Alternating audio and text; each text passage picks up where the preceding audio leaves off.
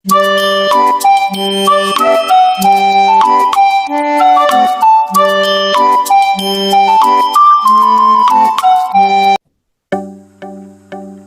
pagi semuanya. Assalamualaikum warahmatullahi wabarakatuh. Salam sejahtera untuk kita semua. Shalom Amur Swastiastu. Namo Buddhaya. Salam kebajikan. Perkenalkan, nama saya Kristina Damayanti Simorangkir dengan NIM 2202311003 dari kelas reguler D. Yang saya hormati Bapak dosen pengampu kita yaitu Bapak Dr. Syamsul Arif MPD dan juga Ibu Lasena Syalagan MPD. Saya berasal dari program studi S1 Pendidikan Bahasa dan Sastra Indonesia, jurusan Bahasa dan Sastra Indonesia, Fakultas Bahasa dan Seni, Universitas Negeri Medan.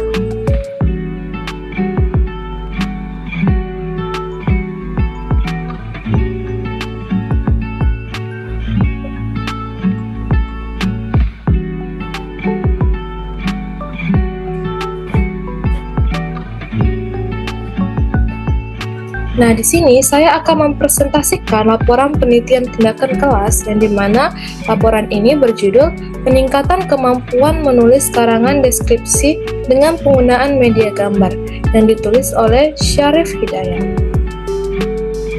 Adapun pertanyaan dalam penelitian ini yaitu pertama, apa yang dilakukan si peneliti sampai ia merumuskan masalah dalam penelitian tindakan kelas? Nah, hal pertama yang dilakukan oleh si peneliti sampai ia merumuskan masalah adalah peneliti melakukan survei lapangan ke sekolah di mana sekolahnya yaitu Yapisa Nagra Gunung Putri Bogor, di mana tujuan peneliti adalah untuk mengetahui awal pembelajaran di sekolah, baik itu dari segi proses pembelajaran hingga keterampilan siswa dalam menulis karangan deskripsi, sehingga hasil survei yang dilakukan oleh peneliti bahwa minimnya pelajaran kemampuan menulis siswa. Kebanyakan guru hanya memberikan pelajaran yang bersifat membaca dan pengetahuan tentang bahasa ataupun sastra saja. Guru tidak mengajarkan bagaimana cara menulis dengan menggunakan bahasa yang baik dan benar.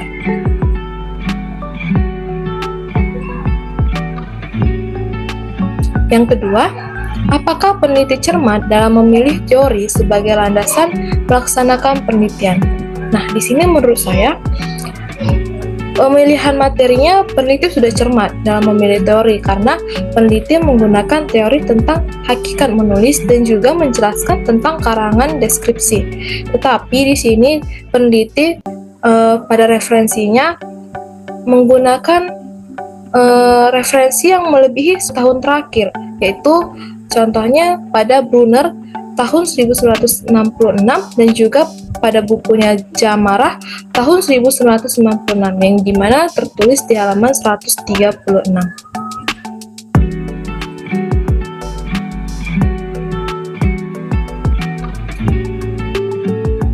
Nah, selanjutnya yang ketiga, teknik dan instrumen apa yang digunakan oleh si peneliti dalam penelitian tindakan kelas? Nah, teknik pengumpulan data dalam penelitian yang digunakan si peneliti adalah dengan mengamati setiap aktivitas siswa yang termasuk dalam indikator menulis karangan deskripsi. Pengumpulan data yang dilakukan oleh guru sebagai peneliti selama proses pelaksanaan tindakan.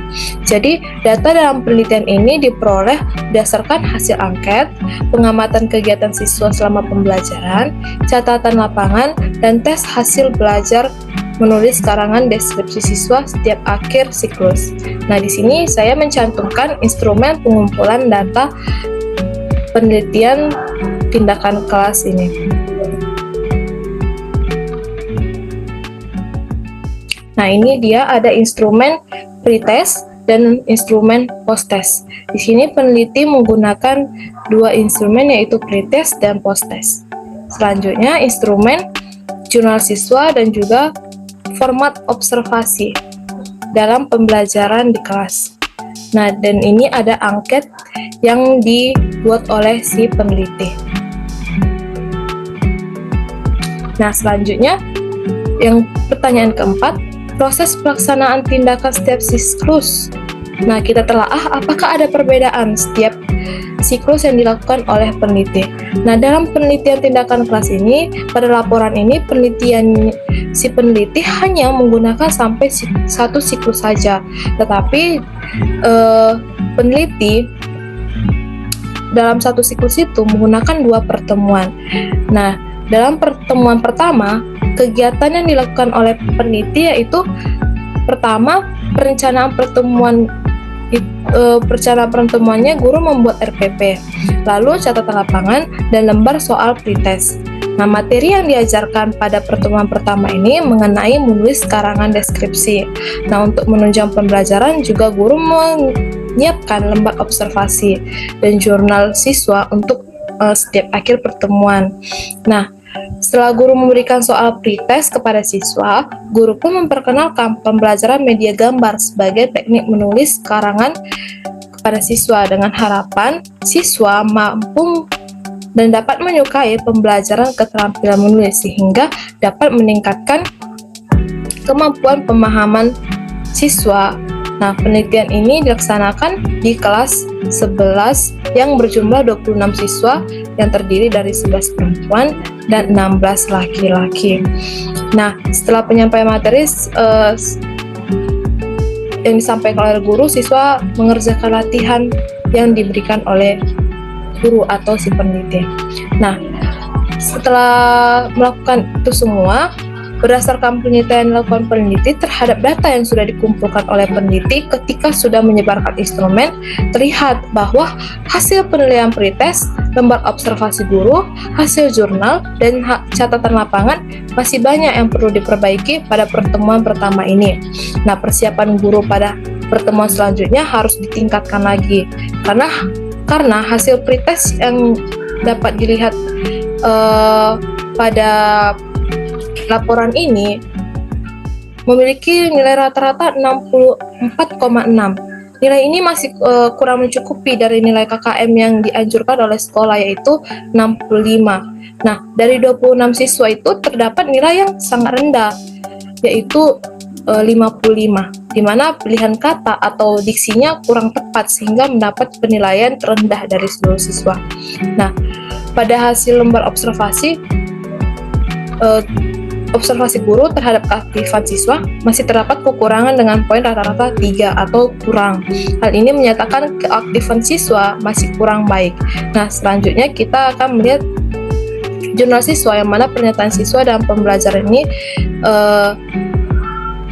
sangat tidak mudah dipahami, sehingga siswa menulis karangan deskripsi masih kurang memahami atau kurang tahu cara menulis karangan deskripsi. Nah, rencana selanjutnya yaitu pertemuan kedua untuk memperbaiki pertemuan pertama.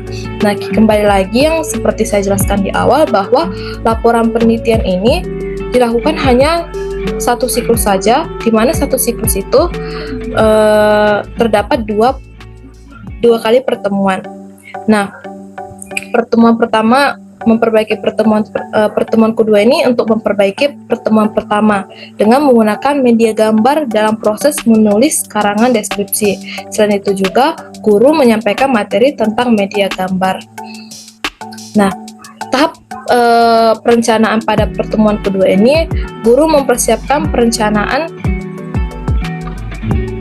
pembelajaran atau RPP untuk pertemuan kedua, melanjutkan dari pertemuan pertama.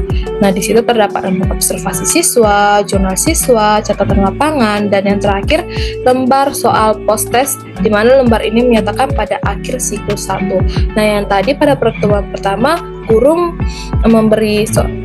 atau peneliti memberi lembar soal pretest. Nah, pertemuan kedua ini lembar soal post-test.